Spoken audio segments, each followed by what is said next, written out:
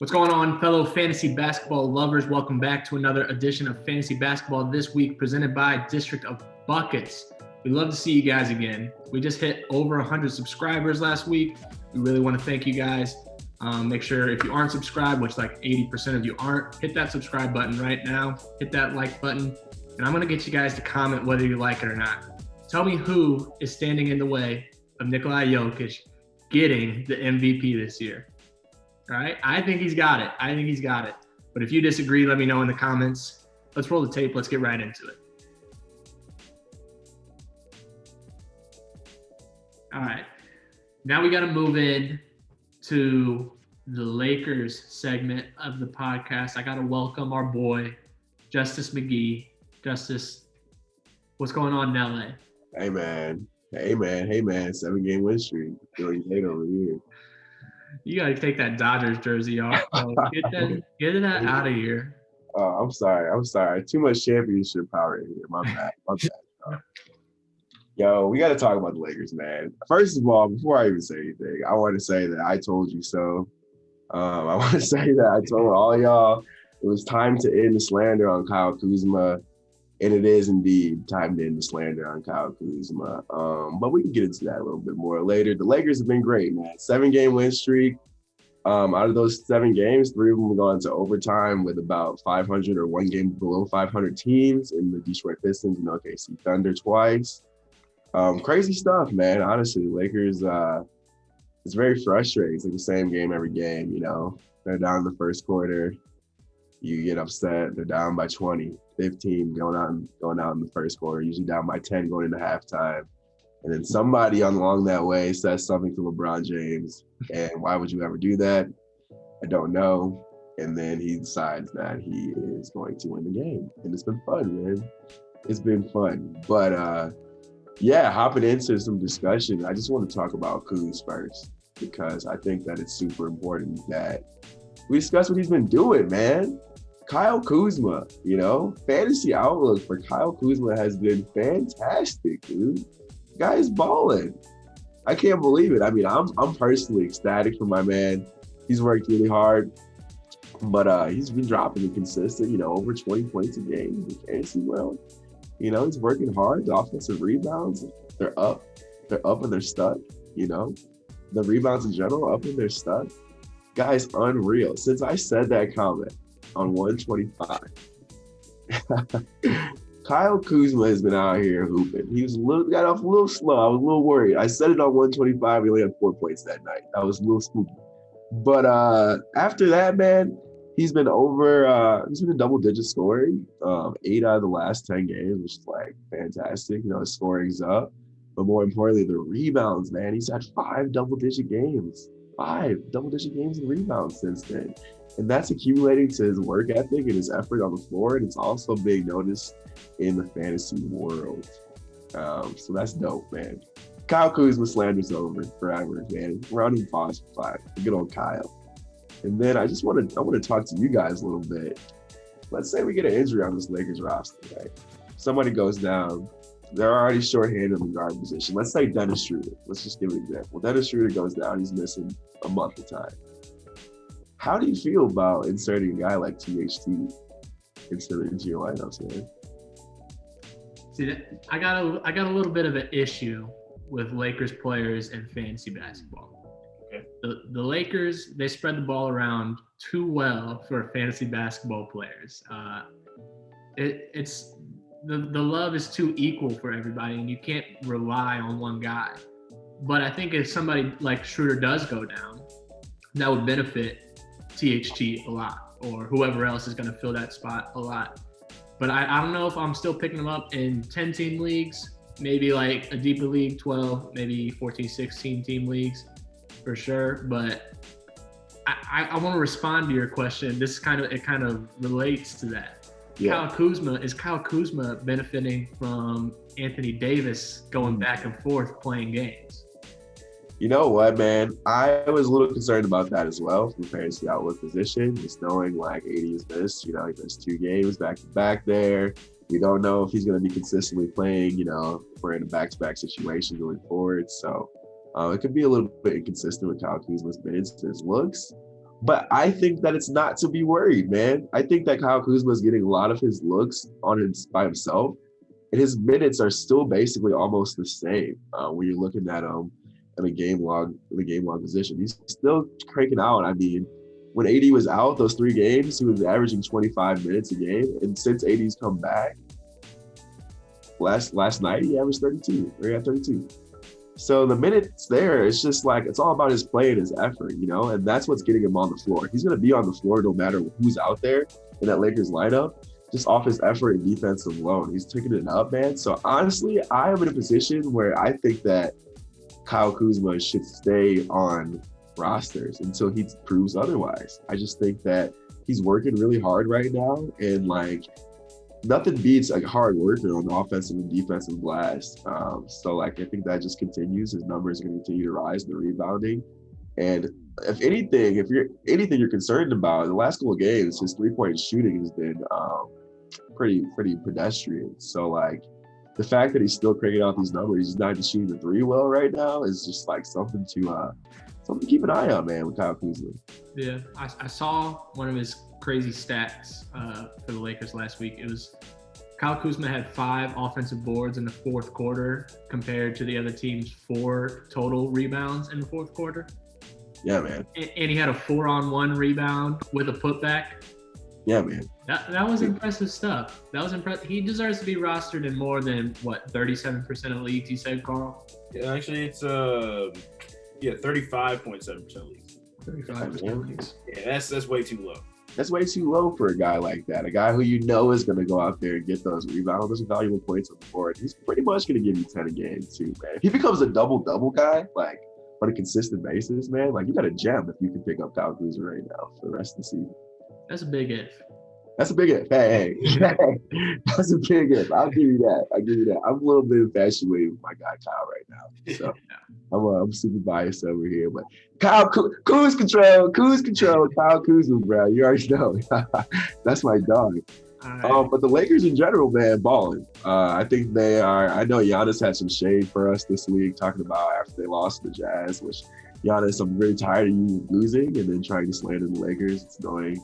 But he said that, the Jazz are by far the best team in the West, and that it reminds them of the Bucks of last year, the way they're moving the ball and competing on the defensive end. And I just think that it's just another slight to LeBron James and the Lakers. I think that the Jazz are a very good team, not slighting their efforts at all this year. They got the best record in the NBA, first in the West. But are we taking the Jazz for real? Like, are we going to do that this year? Like, it's like the Atlanta Hawks back in the day. Yeah, like, are we going to do this? They're just like the Hawks. Like, do we take the Jazz seriously? Do we think, like, Rudy Gobert and Donovan Mitchell are for real going to take out the West and their superpowers? Like, I don't think so. So, like, I just don't think that they're built like that. I could see them losing the first round situation, to be honest. So, yeah, I'm being honest, man. I just think that I think if they catch a team that's, a little bit hungry, maybe happens in the first round, they fall as like a number 2 or 3 seed at the end of the season. They're coming in 3, playing the 6. Maybe a 8 seed Warriors team. See, I don't believe in the Warriors at all. Think Steph Curry could take over a game against the Jazz? A game, maybe. A game. I was watching Steph last night. I don't know. All right, I think you guys are slandering Steph a little too much. He's hooping right now. Yeah, he's been hooping, but they don't have it. They just don't have the rest of the pieces to have them win playoff games. Listen. In his last 3. No, let's go his last 5. 1, 2, 3, 4, 5. His last 5, 57, 32, 32, 40, and 27. You can't tell me he can't take over a 4-game series. But is it enough? 7-game series. My bad. 7-game series. 4 I think he can put up those numbers during a 7-game series, but I don't think his team is good enough to help him win games. We'll see. A lot of it depends on how good James Wiseman turns out to be by the end of the year. Exactly. Yeah. I mean, like, what was that? Over his last what games? What was that? 5. So last 5 games: L to the Mavs, L to the Spurs. They then beat the Spurs, beat the Magic, and then lost to the Nets. So you're looking at 2 and 3 in their last 5 with him putting up those numbers. He needs some help. Yeah, without James Wiseman though. Yeah, but that's what I'm saying. Like he still needs some help. He needs some help. He needs another guy that he can give the ball to and he can just trust to get him a bucket, whatever, And I don't think he has that right now. I think that he like uplifts his players. He's got, his brother-in-law on the team shooting pretty well. And he's like, I'm all about the team this year, but he needs another guy that can just go get a bucket. I really think that they thought that Kelly Oubre was going to be that guy for him. And no disrespect to Kelly, he's playing a lot better basketball. But he's just not that guy on a consistent basis on a playoff team. Man. Kelly can't be the number 2 scoring option on a playoff team. And I don't want to talk about Andrew Wiggins. Let's not start. I don't even want to talk about him, dude. Like for real. I was actually going to shout out Kelly Oubre. His last 3, he's had a double-double, 17, 10, 17, 10, 12, and 10. So shout out him. And then Draymond Green as well. He can't get into the double digits in scoring, but he's been in the double digits in assists and rebounds a couple of his last couple games. So he tweaked his knee last game, so I wonder how that's going to play out. Yeah, he came back in though. I was really nervous, man. I thought that it was like a bad one, but he came back, so that was a positive sign. Yeah, it doesn't say anything on this injury report, so he should be good to go. But we kind of strayed away a bit there from the Lakers. Yeah, a little bit. I got 2 kind of controversial statements on the Lakers, and then I'll say my piece. My first one is that I think that Taylor Horton Tucker, if he was in this draft class, say we're counting Taylor Horton Tucker as a 2020 draft pick for the Los Angeles Lakers, just like, doesn't matter what pick you win, obviously, because he's going to get drafted in 2020, but it's a first-round pick.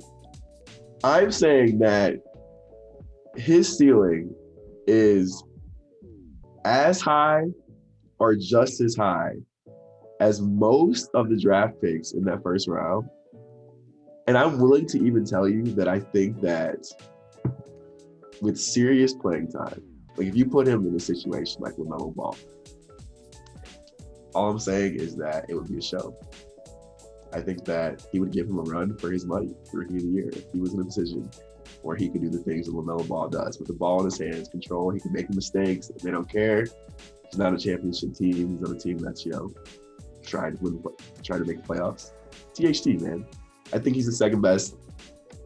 I think he's better than, I'm going to say it. I think he's better than Tyrese Halliburton. I'm going to say it. And I mean it. And I mean it in the bottom of my heart. All right. I mean it. I think he's better. I think he's better. I was waiting for you to throw out names. That's spicy. That was a hot one. I'm a Halliburton guy, so I like Tyrese, man. I can definitely see it talent wise. Will we ever know? It's because of that situation. Because this responsibility of being on this championship team, they're just gonna limit his minutes and all that. But yeah, that's fair. But that was the spiciest one. My next one is just we need to stop playing. Your 2020. 2021 MVP is LeBron James. We need to stop. All right, let's just put the narratives to rest. Joel Embiid, happy for you, man. Playing good basketball, staying healthy. Big ups to Joel and Philly. I don't care. All right, Nikola Jokic. It's free. I'm almost at the level where I'm trying to say free Jokic. I'm almost there because that team is not doing enough for Nikola Jokic. He's out here giving his all, dude. I mean, I think I've seen him dunk like 3 times this year.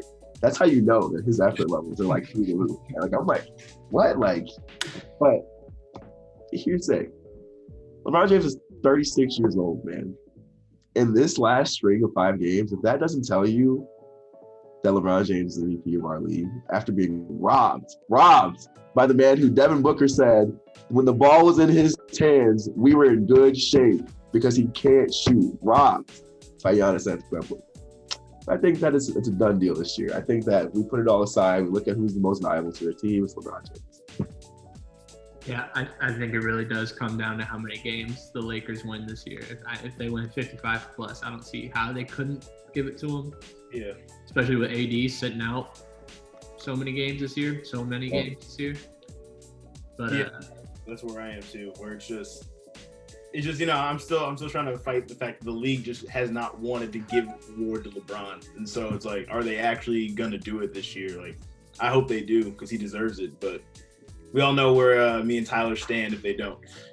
You guys are rolling with JoJo, huh? No, I'm with JoJo. He's with I'm with Joker. He's with Joker. Okay. Yeah.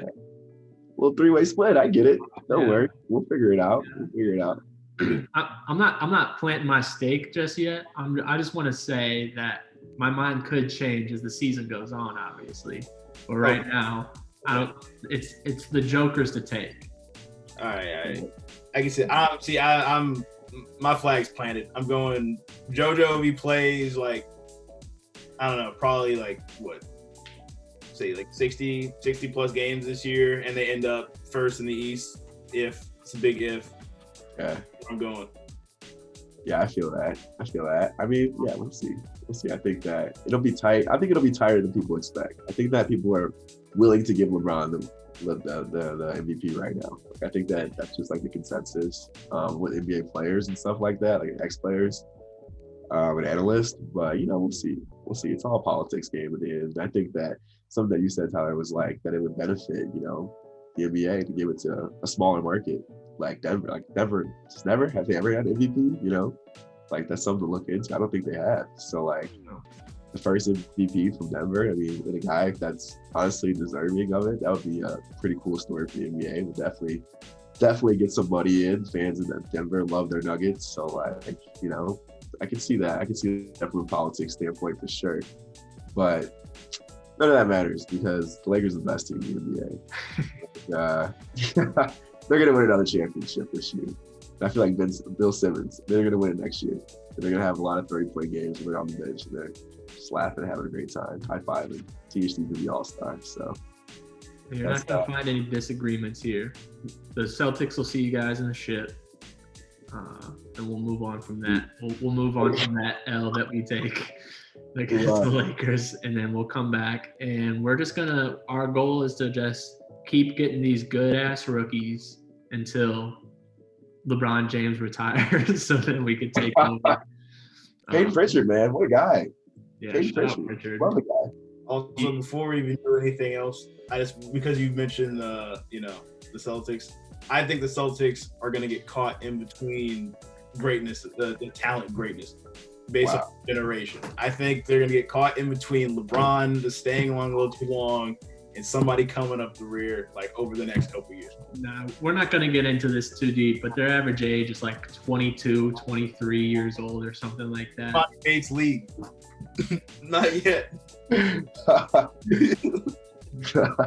guys are going to make me tear up over here. Stop it.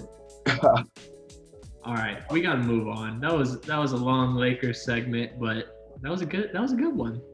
We covered a little bit of all the NBA. All right, man. Justice, you got anything else to say about the Lakers? As always, Lakers are the best team in the NBA. Bleed purple and gold. Big week coming up, man. We're seeing Denver tonight. We've got Miami and the Nets. So huge test for the Lakers. We'll see how they go. But, as always, the Fantasy Basketball Podcast, EOB, always and forever, goated. Like and subscribe. Appreciate you guys. Lakers specialist is out of here, man. Peace out, Justice. Big games. All right, guys. Thanks for watching once again. Shout out to our 106 subscribers or something like that we have now. Love to see it. If you stuck around this far, you guys help out the algorithm so much. We really appreciate it. If you haven't already, leave a comment down below who you think is going to win MVP. I think it's going to be Joker. Carl's got JoJo. Justice got LeBron. It's a kind of a toss-up right now. You don't know. But if you haven't already, also like the video. We love to talk to our fans, so just comment about anything. We don't care. Anything else you got to say to the people, Carl? Just same old. I appreciate y'all. It's been really fun doing the show and growing, and just let us know in the comments ways we can improve. Talk about your teams, anything, because at the end of the day, like, we love doing this, but it's also trying to help you guys out and foster a conversation around the game. So just comment below anything basketball or anything. We just want to interact with you guys. Yeah, to add on to that, we literally respond to every single comment. It doesn't matter what it is. We'll respond to any comment. And then if you want to talk more basketball, not just on comments and YouTube videos, hit up our socials, or especially Twitter, District of Buckets Twitter and my Twitter. We are constantly talking basketball on those things. So make sure you look those up. Check out our Instagram accounts, whatever. We love to talk basketball. It doesn't matter what platform. We really appreciate you guys watching. This has been another week of fantasy basketball. This week presented by District of Buckets. Peace out, guys. Nope.